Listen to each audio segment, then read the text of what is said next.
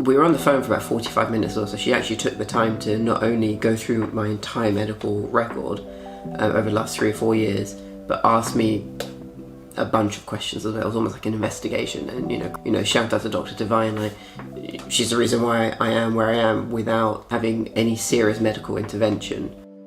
Hi, I'm Hiran Joshi, and welcome to my channel, Game of Crohn's.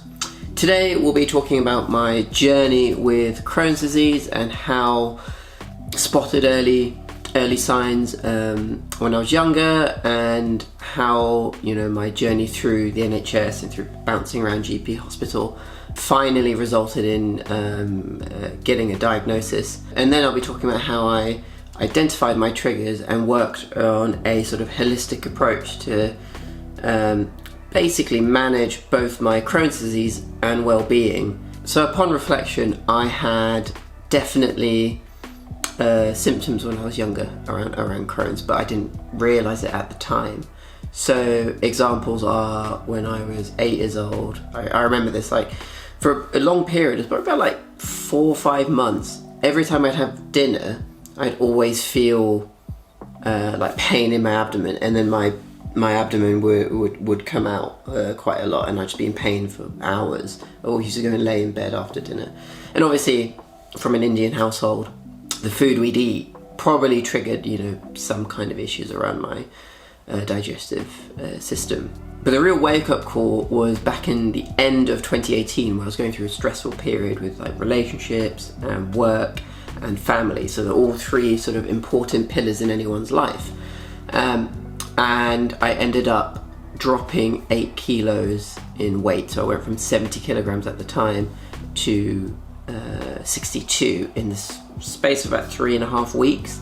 So I was worried, because obviously that's not normal. And then when I contacted my GP and explained the weight loss and just how short of a time, she got worried, like incredibly worried. I got referred to the hospital immediately, and they just went through the normal blood work, stool samples, checking for any kind of signs that there might be cancer first, to rule that out. Thank God there wasn't.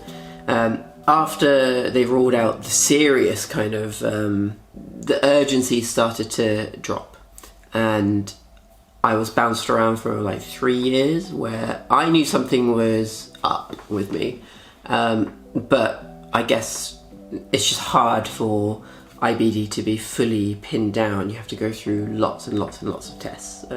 IBD runs through my family as well, unfortunately, and my uncle, who's not married, he's married into the family, he's Norwegian. He also has a Crohn's, and even in Norway it took 5 or 6 years for him to be diagnosed, and this is Norway, which is got a very good healthcare system. So the weight loss was scary, and bouncing between sort of GPs, lots of different tests that they did, lots of different theories that certain GPs had. It wasn't until one of my original GPs from when I was younger, I hadn't seen her for a few years, I booked an appointment because I was like, oh, I'm feeling tired and I think I'm going through weight loss, and I've had lots of loose stool for, at that point, months. And then she contacted me over the phone and just went through my medical history over the last 3 or 4 years.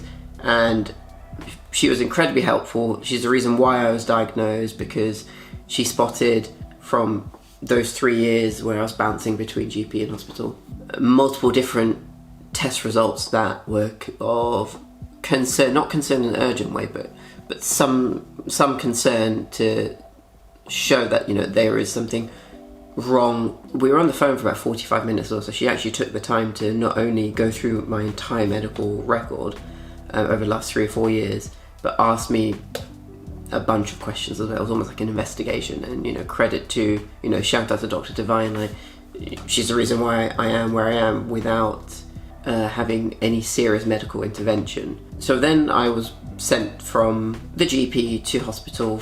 I was sent to the gastro clinic as well, and that's where they did take a camera, very small camera, and put it up your anus. So obviously it's not something that I would recommend, but it is a good way for the specialist to figure out if you've got Crohn's or colitis, because they can see where the inflammation is within your intestines.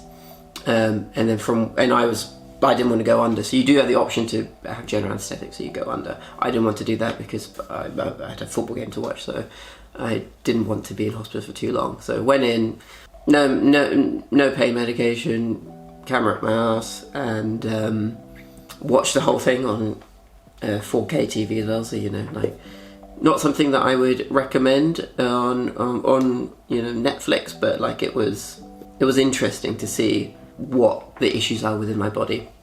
Immediately, the consultant who was doing the procedure was like, okay, from where we can see the inflammation, it looks like you have Crohn's, but we still need to send these images off to and samples off to the lab, and send the images off to your specialist, your Crohn's and colitis specialist. So after all of that, I went through more tests.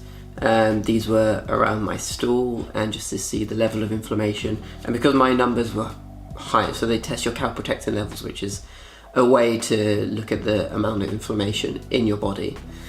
Mine were high, scarily high. You're talking in the high three digits. So my consultant, he prescribed me 8 weeks on these specific steroids, which have multiple side effects, but they are supposed to be very good for patients who are having extreme Crohn's or colitis symptoms.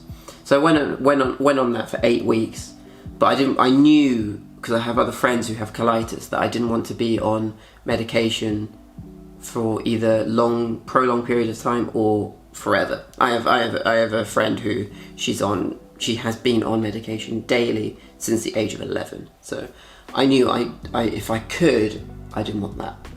That's not the kind of life I wanted. But there is a place for medical intervention as well. And of course it does help patients. I'm not saying to avoid it, I'm just saying I tried to make changes that led to not being reliant on medical intervention.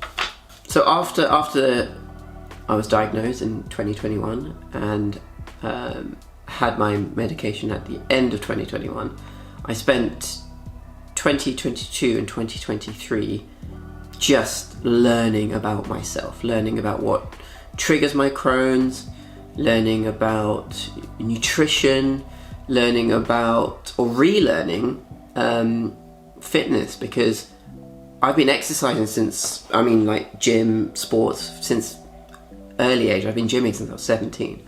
I wanted to make sure that I'm doing the right exercises, because as you'll see through my journey and through my channel, anything can be a trigger. Stress is my biggest trigger. That's what I discovered. Food and just having control of your nutrition, because I went through a period before I was diagnosed, which is why my inflammation levels were high, where I was eating, it was around early COVID time, where I was having, takeaways once or twice a week. So I needed to remove that habit of relying on or being addicted to having takeaways. And it wasn't anything too bad or unhealthy, but I needed to take control of my nutrition and be in control of what I cook. Now we'll talk more about stress, nutrition and exercise, physical activity throughout my channel. But one thing that I did discover, which was key for finding myself in a positive position, was stress management. So stress management and stress in general is a massive trigger for myself. So a way to manage my stress was to try and cultivate a environment and habits that not only monitor my well-being, but prioritize my well-being. So these are things like taking a walk, making sure I get adequate sleep, because that's vital, having sort of touch time with friends and family, so kind of increasing my socializing, but with quality people and having quality time. So not just having rages all the time, but actually having quality time with the people I care about the most. One thing that I had to do was to quit drinking, because alcohol was again another big trigger. Alcohol can also impact your liver and your gallbladder, because you're higher risk of having issues with these two organs if you have Crohn's and colitis. So I took the preemptive measures to just cut alcohol out fully, I was a big drinker back in the day. I used to drink a lot, and that probably didn't help. It probably contributed to my inflammations. But in the wider aspect of life, it was important and critical for my own well-being and health to make sure that actually I don't drink alcohol again. But I'll go into more detail about the steps I took to create a holistic sort of 360 look at my life and well-being to make sure that I'm not only getting the best out of myself when it comes to Crohn's disease, but also just making sure that I'm improving my well-being overall so I can get the best out of my own life. So stay tuned for more and stay healthy.